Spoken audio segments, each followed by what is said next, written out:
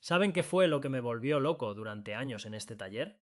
Estaba aquí mismo, intentando cepillar una tabla de roble blanco a contrapelo, y cada vez que el cepillo mordía la madera, todo el banco de trabajo caminaba unos milímetros por el suelo. Era una lucha constante, un paso adelante con el cepillo, un paso adelante con el banco. Probé de todo. Compré patas de goma, de alta densidad. Usé cuñas de madera, noble para nivelar cada esquina. Incluso llegué al extremo de atornillar uno de mis bancos directamente a la pared. ¿Saben qué conseguí con eso? Que la pared entera vibrara y que yo solo pudiera trabajar desde 3 lados del banco, perdiendo la versatilidad de moverme alrededor de la pieza. Era frustrante porque yo buscaba precisión, y la precisión nace de una base inamovible. Si el soporte sobre el que trabajas tiene el más mínimo bamboleo, esa energía se pierde, o peor aún, se traduce en un corte torcido o en una cara de espiga mal ajustada. Hace unos 8 años, esa frustración se convirtió en aprendizaje. Recibí una invitación para pasar unos días en un taller Amish a las afueras de Lancaster, en Pensilvania. Cuando entré en aquel lugar, lo primero que me detuvo en seco no fue la ausencia de cables o el olor a serrín fresco, sino el banco de trabajo que presidía el espacio. No parecía un mueble colocado sobre el suelo. Parecía que había brotado directamente de los cimientos de la edificación. Vi a un hombre, un maestro de tercera generación con las manos curtidas por el frío y el aceite de linaza, golpear un formón pesado contra una mortaja profunda usando un mazo de madera de haya. El banco no se movió. No hubo vibración, ni un chirrido, ni un milímetro de desplazamiento. Fue como ver a alguien golpear un yunque de herrería sobre un bloque de granito. En ese momento, mientras el sonido seco y sordo del golpe llenaba el taller, me pregunté, ¿qué saben estos hombres que yo he ignorado durante 2 décadas? Lo que aprendí allí cambió mi forma de entender la carpintería. Hoy no les traigo una teoría leída en un manual de diseño industrial, sino los 7 métodos fundamentales que he puesto a prueba en mi propio taller y que definen por qué un banco de trabajo de tradición Amish es, probablemente, el objeto más estable que jamás construirán. Estos 7 métodos son las piezas de un rompecabezas de ingeniería tradicional que, una vez armado, elimina para siempre el problema del movimiento. Además, si se quedan hasta el final, quiero compartir con ustedes una técnica de aplanado de superficies que vi aquella mañana y que he incorporado a mi rutina cada vez que necesito rectificar la cara superior de un banco. Es un método que ahorra horas de trabajo y asegura una planitud que no depende de la suerte, sino de la observación. Bueno, la tradición de la carpintería Amish es uno de los sistemas de oficio más impresionantes y silenciosos que existen. Lo que la hace tan valiosa para nosotros, los que pasamos el día entre virutas, es que no hay nada superfluo en ella. No construyen para las fotos, ni para presumir de un acabado brillante. Cada decisión está impulsada por la función, la durabilidad y la realidad física de trabajar con herramientas manuales durante 10 o 12 horas al día, 6 días a la semana. Cuando entiendes cómo piensan ellos sobre un banco, te das cuenta de que la mayoría de los bancos comerciales o de los planos modernos están intentando resolver los problemas equivocados. Sus comunidades, descendientes de colonos anabaptistas suizos y alemanes que llegaron en el siglo XVIII, trajeron consigo una herencia técnica arraigada en los gremios europeos, el mismo linaje que nos dio los bancos tipo Roubo o Nicholson. Pero el enfoque Amish tiene un giro pragmático. Son profesionales que no usan electricidad. Eso significa que cada gramo de fuerza que se aplica en el banco proviene del cuerpo del artesano. Si el banco cede, el artesano se agota. Por eso, el banco no es un mueble, es arquitectura. Es un anclaje que debe absorber la fuerza del impacto, sin devolvértela en forma de rebote o vibración. Si el cimiento se mueve, todo lo que construyas sobre él sufrirá las consecuencias. Y créanme, después de sentir la solidez de aquel banco en Lancaster, supe que mis bancos anteriores eran poco más que mesas de jardín glorificadas. Vamos a desglosar cómo lograr esa inmovilidad absoluta. Para entender por qué aquel banco de trabajo no se movía ni un milímetro, primero hay que comprender la mentalidad de quienes lo construyeron. Los artesanos osamis de Pensilvania, Ohio e Indiana no son aficionados que pasan un par de horas el fin de semana en el garaje. Son profesionales de oficio que descienden de los gremios de carpintería germánicos y suizos del siglo XVIII. Esa estirpe técnica es la misma que dio origen a lo que hoy conocemos como los bancos de tradición europea, pero con una diferencia crítica. Para un carpintero Amish, el banco no es una pieza de exposición. Muchos de estos hombres trabajan 6 días a la semana fabricando muebles, gabinetes o estructuras de madera pesada sin usar una sola gota de electricidad. Eso significa que cada unión, cada rebaje y cada acabado depende exclusivamente de la fuerza muscular aplicada a través de una herramienta manual. En ese entorno, la eficiencia no es una palabra de moda, es una necesidad de supervivencia física. Si el banco de trabajo absorbe tu energía porque se tambalea o se desliza, al final del día habrás trabajado el doble para obtener la mitad del resultado. Por eso, su filosofía es radicalmente distinta a la nuestra. Nosotros solemos tratar el banco como si fuera un mueble más de la casa. Ellos lo tratan como arquitectura. El banco es el cimiento de todo el taller. Y esa visión se traduce en decisiones técnicas que hoy en día nos parecen excesivas, pero que tienen una lógica de ingeniería aplastante, el primer método. La selección obsesiva del material todo empieza antes de tocar una sierra. En el taller que visité, el maestro no usaba cualquier madera que tuviera a mano. El banco estaba construido íntegramente de arce duro, acer sacharum, específicamente arce de azúcar, con una dureza janca de 1550. Para que se hagan una idea, el pino común que encontramos en los centros de bricolaje apenas llega a los 400 o 500. Algunos talleres usan roble blanco, que ronda los 1360, pero el punto es el mismo, eligen maderas densas, pesadas y de grano cerrado que resisten la compresión y el desgaste por décadas. Lo que realmente me abrió los ojos fue el tiempo que aquel hombre dedicó a clasificar las tablas. No buscaba madera bonita, buscaba estabilidad dimensional. Observaba la beta de testa de cada pieza y rechazaba cualquier tabla cuyos anillos de crecimiento tuvieran una inclinación mayor a 15 grados respecto a la vertical. Quería madera de corte radial o semirradial para las patas y los travesaños. Cuando le pregunté por qué era tan estricto, me dijo algo que se me quedó grabado. Las patas de corte tangencial se retuercen, y tiene toda la razón del mundo. Una pata de arce duro de 10 por 10 centímetros con corte tangencial puede girar lo suficiente en 2 o 3 años para introducir un balanceo que ninguna cuña podrá arreglar jamás. El corte radial se mueve mucho menos a lo ancho y es infinitamente más estable a largo plazo. Además, el contenido de humedad era sagrado, entre el 6% y el 8%. Si construyes un banco con madera que aún está viva y húmeda, estás diseñando un objeto que se autodestruirá cuando se seque en tu taller, el segundo método. La masa como resistencia física aquí es donde la física se impone a cualquier truco de diseño. El banco terminado que vi pesaba algo más de 136 kilogramos, unas 300 libras. La tapa superior era un tablón sólido de arce de 10 centímetros, 4 pulgadas de grosor, 55 centímetros de ancho y casi 2 metros de largo. Las patas tenían un grosor de 9 centímetros cuadrados y los travesaños eran piezas macizas de 7 por 12 centímetros. Todo estaba sobredimensionado para los estándares modernos. La mayoría de los bancos que vemos en revistas tienen tapas de 5 centímetros y pesan entre 40 y 70 kilos. Es matemática simple. Si aplicas una fuerza lateral de 20 kilos con un cepillo de desbaste, un banco ligero va a deslizarse sobre el suelo de hormigón. Un banco de 136 kilos ni siquiera se entera. La masa es el único factor que no puedes falsificar. Los Amish no ven ese peso extra como un inconveniente para mover el banco. Lo ven como la característica más importante de la herramienta. Ellos asumen que el banco se queda donde se pone. Reconozco que no todos tenemos un taller en planta baja o la capacidad de mover un bloque de 140 kilos solo para limpiar debajo. Pero el principio es escalable. Incluso subir el grosor de la tapa de 5 a 8 centímetros y ensanchar las patas un par de centímetros marca una diferencia que se siente en el brazo desde el primer corte. Antes de pasar a las uniones que mantienen esta masa unida, quiero recordarles que he recopilado 100 de estos secretos de carpintería tradicional en mi libro, Los viejos caminos. Son técnicas que, como estas, la industria ha olvidado porque no se pueden vender en una caja de plástico. Tienen el enlace en la descripción. Ahora pasemos a lo que realmente mantiene este bloque de madera unido sin necesidad de tornillos. Una vez que tienes el material correcto y la masa necesaria, el siguiente paso es lo que yo llamo el alma del banco. El tercer método es lo que realmente separa a un artesano de un aficionado: la unión de caja y espiga con clavija desplazada, conocida en inglés como drawboring. En la mayoría de los talleres modernos nos limitamos a cortar una espiga, untar un poco de cola blanca, apretar con sargentos y confiar en que el adhesivo haga todo el trabajo.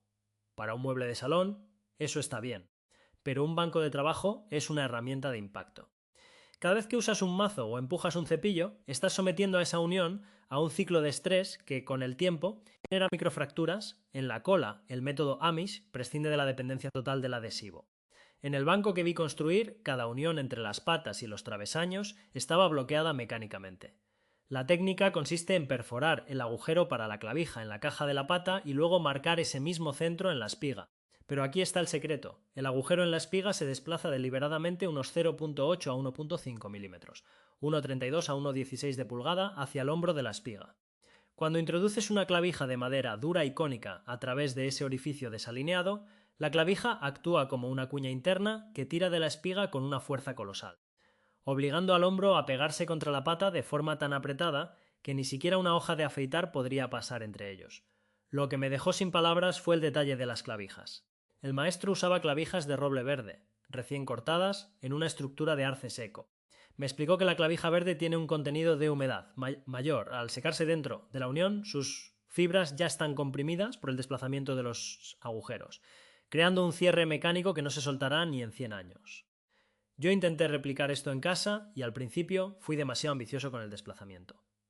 Moví el agujero 3 milímetros pensando que sería más fuerte, y lo único que conseguí fue rajar una espiga de arce de 4 centímetros de grosor.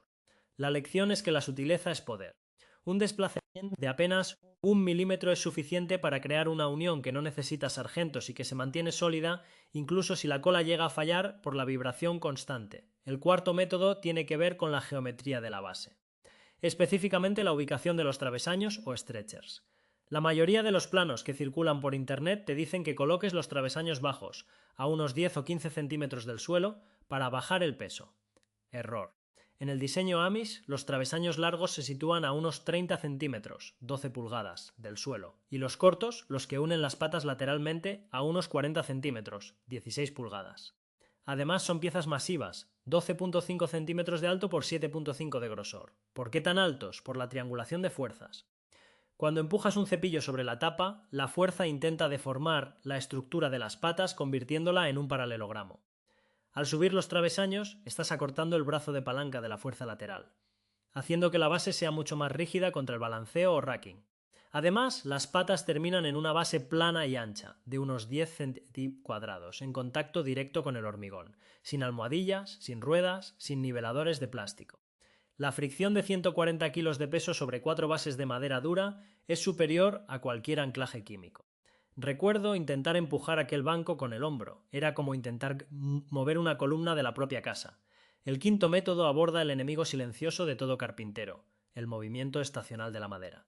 Una tapa de arce duro de 55 centímetros de ancho puede expandirse y contraerse hasta 5 milímetros entre el verano húmedo y el invierno seco. Si atornillas esa tapa rígidamente a las patas, algo tiene que romperse. Los Amish resuelven esto permitiendo que la tapa respire. La tapa se apoya en unas mortajas someras en la parte superior de las patas que la posicionan, pero la unión real se hace con botones de madera o bloques en forma de L. Estos bloques se enganchan en una ranura cortada en el interior de los travesaños superiores y se atornillan a la tapa. Esto mantiene la tapa pegada a la base con firmeza vertical, pero permite que se deslice lateralmente a medida que la humedad cambia. En mi viejo banco yo simplemente usaba tirafondos de 15 centímetros directos a la veta. ¿El resultado? Después de 5 años, la tapa tenía una grieta que atravesaba 3 de los tablones principales porque la madera intentó encogerse y el tornillo se lo impidió.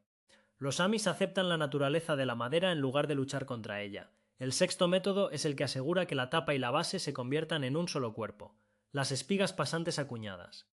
En lugar de solo apoyar la tapa, las cabezas de las patas atraviesan los 10 centímetros de grosor de la tapa. Una vez que la espiga asoma por arriba, se introduce una cuña de madera aún más dura en una ranura previamente cortada en la espiga.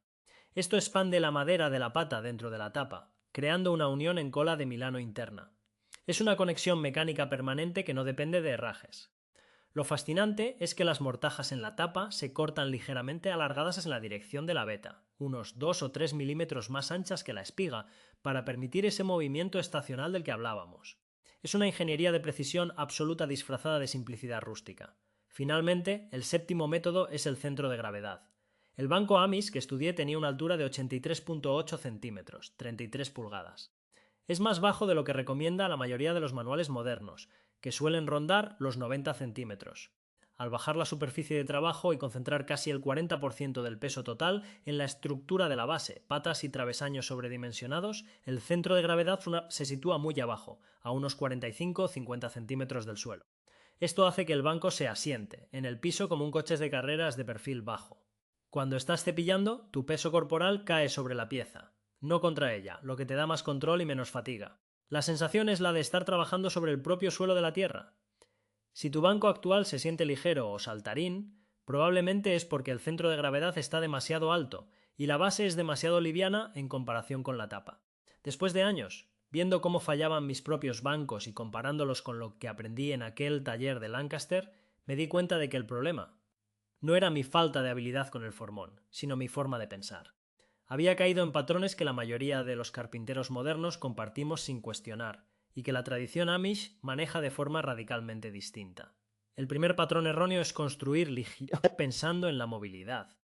Casi todos diseñamos nuestros bancos con la idea de que quizás algún día necesite moverlo. Por eso usamos maderas más livianas, añadimos ruedas retráctiles o herrajes desmontables. Pero los Amish parten de una premisa distinta.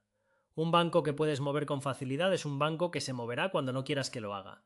Ellos lo construyen una vez, lo ponen en su sitio y ahí se queda durante 30 o 40 años. Entienden que la inmovilidad es una herramienta en sí misma y que sacrificar esa estabilidad por una supuesta conveniencia futura es un mal negocio para tu precisión diaria. El segundo patrón es confiar ciegamente en la cola blanca para las uniones estructurales. Yo solía inundar mis cajas y espigas con adhesivo y sentirme seguro. Pero la cola es más débil precisamente donde un banco de trabajo debe ser más fuerte, ante las cargas de fatiga cíclica por el balanceo lateral. Cada vez que aplicas 15 o 20 kilos de presión lateral, la unión sufre. Con el tiempo, esa película de pegamento se microfractura. El método del desplazamiento de clavija o drawboring resuelve esto con un bloqueo mecánico por geometría. No le importa si la cola se seca o se agrieta con los años. La presión física de la clavija de madera desplazada mantiene la unión cerrada para siempre. Es una lección de humildad. La física siempre le gana a la química en el taller de carpintería. El tercer error común es usar madera de construcción. Las piezas de pino de 5 por 10 centímetros que compras en cualquier almacén son baratas y accesibles, pero suelen tener un contenido de humedad del 12% al 15% y casi siempre son de corte tangencial. Esa madera va a girar, a curvarse y a encogerse en cuanto la metas en un taller con calefacción o aire acondicionado. Los Amish empiezan con madera dura de corte radial y bien seca, porque saben que el banco tiene que mantenerse recto por décadas, no solo por unos meses. Y el cuarto patrón es el anclaje rígido de la tapa. Atornillar la muerte parece lo más sólido, pero es ir en contra de las leyes de la naturaleza. Una tapa de madera maciza se moverá sí o sí unos 4 o 5 milímetros con los cambios de estación. Si no diseñas la unión con botones o mortajas alargadas que permitan ese deslizamiento, la madera terminará rajándose o arqueándose, y perderás ese plano de referencia perfecto que tanto te conseguir ajora. Quiero cumplir la promesa que les hice al principio. Aquella mañana en Lancaster vi al artesano realizar una técnica de aplanado que cambió mi forma de mantener mis herramientas. Normalmente, para aplanar un banco, pasamos un cepillo de desbaste en diagonal y luego un cepillo de juntas a lo largo. Funciona, pero es muy fácil introducir un alabeo o una hélice sutil que no notas hasta que intentas ensamblar una puerta sobre el banco. Lo que este hombre hizo fue usar dos reglas de madera perfectamente paralelas, llamadas reglas de nivelado o winding sticks, de unos 40 centímetros de longitud. Las colocó a unos 40 centímetros, 16 pulgadas de distancia entre sí y comprobó el alabeo en 5 o 6 posiciones a lo largo del banco, marcó las esquinas altas con un lápiz grueso. Y aquí está el truco, en lugar de empezar a cepillar toda la superficie, cogió un cepillo de desbaste con la cuchilla muy curvada y trabajó únicamente los puntos altos que marcaban las reglas. Comprobaba de nuevo cada 3 o 4 pasadas. No buscaba que el banco estuviera plano todavía, buscaba que no tuviera hélice, que no estuviera retorcido.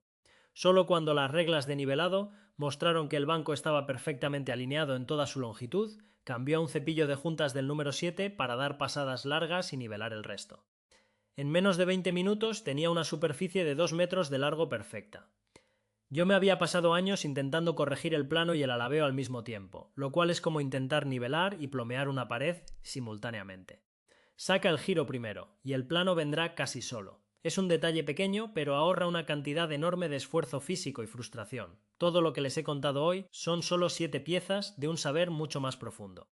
He pasado mucho tiempo recopilando estos métodos, no solo de los Amish, sino de maestros de diferentes tradiciones que todavía trabajan con el rigor de hace 2 siglos. He puesto todo ese conocimiento en una colección que he titulado Los viejos caminos. Son 100 secretos y técnicas de carpintería tradicional que la mayoría de los artesanos actuales nunca han visto, explicados con medidas reales, proporciones y los errores que yo mismo cometí al intentar replicarlos. Pueden conseguir su copia escaneando el código QR que aparece ahora mismo en pantalla o utilizando el primer enlace que encontrarán en la descripción de abajo. Les agradezco mucho que se hayan quedado hasta aquí, compartiendo este rato conmigo en el taller. Si les interesan estas inmersiones profundas en los oficios olvidados y quieren que sigamos rescatando estas técnicas, no olviden suscribirse. Nos vemos en el próximo vídeo. Ahora, vayan a su taller y construyan algo que no se mueva.